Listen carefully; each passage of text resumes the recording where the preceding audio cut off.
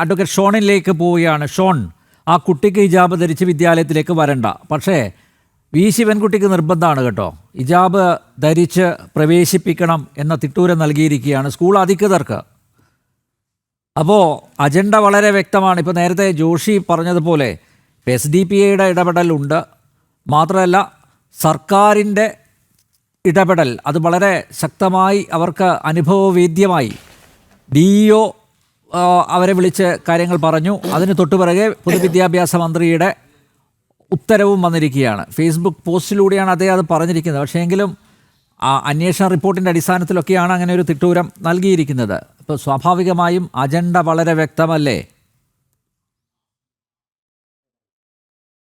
കേരളത്തില് പൊളിറ്റിക്കൽ ഇസ്ലാമിന്റെ പ്രവർത്തനം ഇതിനു മുമ്പും പലപ്പോഴും നമ്മൾ ചൂണ്ടിക്കാണിക്കുമ്പോൾ നമ്മൾ ഇവിടെ വർഗീയവാദികളായി മാറുന്ന പ്രവണതയാണ് ഇടതുപക്ഷത്തിന്റെയും വലതുപക്ഷത്തിന്റെയും ആളുകൾ വന്നിരുന്നത് നമ്മളെ മോശമാക്കുന്ന സാഹചര്യം ഉണ്ടായി. ഞാൻ ഈ വിഷയം ഉണ്ടായി, എനിക്ക് തോന്നുന്നു വ്യാഴാഴ്ചയാണ് ഈ പ്രശ്നം ഉണ്ടാകുന്നത്.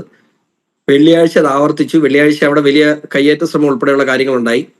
ശനി ഞായർ തിങ്കളാഴ്ച വൈകുന്നേരം 5 മണിക്കാണ് ഞാൻ അവിടെ ചെല്ലുന്നത്.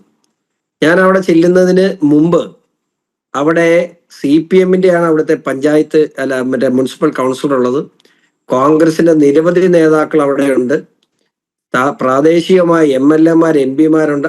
ആരും ഇത്രയും വലിയൊരു വിഷയം, ഇതൊരു നിസ്സാര വിഷയമായി കാണാൻ കഴിയില്ലല്ലോ. ഒരു സ്കൂള് ഒരു പ്രത്യേക സംഘടനയുടെ SDPI പോലെയുള്ള തീവ്രവാദ സ്വഭാവമുള്ള രാജ്യവിരുദ്ധ സംഘടനയുടെ ആളുകളുടെ സമ്മർദ്ദത്തെ തുടർന്ന് കന്യാസ്ത്രീമാരെ പ്രവർത്തിപ്പിക്കുന്ന അല്ലെങ്കിൽ അവർ കൊണ്ടു നടക്കുന്ന ഒരു സ്ഥാപനം അടച്ചിടേണ്ട ഗതികേട്, മാനസിക സമ്മർദ്ദം കൊണ്ടും ഭീഷണി മൂലവും ഞങ്ങൾ അടച്ചിടേണ്ട ഗതികേടുണ്ടായി എന്ന് ഒരു മാനേജ്മെന്റ് പത്രക്കുറിപ്പ് ഇറങ്ങിയപ്പോൾ സ്വാഭാവികമായും അത് എന്താണെന്ന് അന്വേഷിക്കാനാണ് ഞാൻ ഇന്നലെ ചെന്നത്.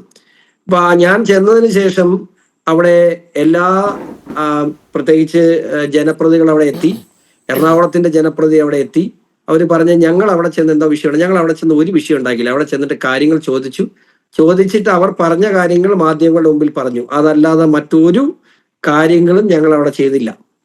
ഇത് ഇത്രയൊക്കെ കാണിച്ചപ്പോൾ ഇന്ന് ആ കുട്ടിയുടെ പിതാവ് ആ കുട്ടിയെ ഇനി ഞാൻ കാരണം ഒരു പ്രശ്നം ഉണ്ടാക്കണ്ട എന്ന് കരുതിയ ആ കുട്ടിയുടെ പിതാവ് വളരെ ഒരു നല്ല തീരുമാനം എടുത്തു. ഞാനത് ആ വാർത്ത കേട്ടപ്പോൾ സന്തോഷിച്ചു. ആ പ്രശ്നം അവിടെ അവസാനിച്ചല്ലോ. തൊട്ടു പുറകെ ആ പിതാവിന് അപ്പുറത്ത് നിന്നുകൊണ്ട് ഇവിടെ SDPI പറയുന്ന നിയമങ്ങൾ നടപ്പിലാക്കണമെന്ന് നിർബന്ധ ബുദ്ധിയോടുകൂടി ഹൈക്കോടതിയുടെയും സുപ്രീം കോടതിയുടെയും ഈ വിഷയത്തിന്മേലുള്ള നിരവധി ജഡ്ജ്മെന്റുകൾ നിലനിൽക്കെ വിദ്യാഭ്യാസ മന്ത്രി ഇത്തരത്തിലുള്ള ഫേസ്ബുക്ക് പോസ്റ്റ് ഇടണമെങ്കിൽ ഈ നാടിന്റെ പോക്ക് എങ്ങോട്ടാണ്?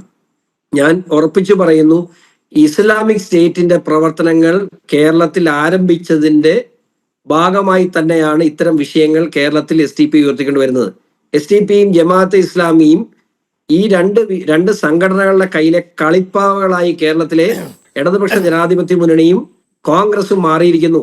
അതിന്റെ ഭരണത ഫലമാണ് ഇപ്പോൾ നമ്മൾ അനുഭവിച്ചുകൊണ്ടിരിക്കുന്നത്. ഇത് കാലങ്ങളായി BJP പറയുന്നു.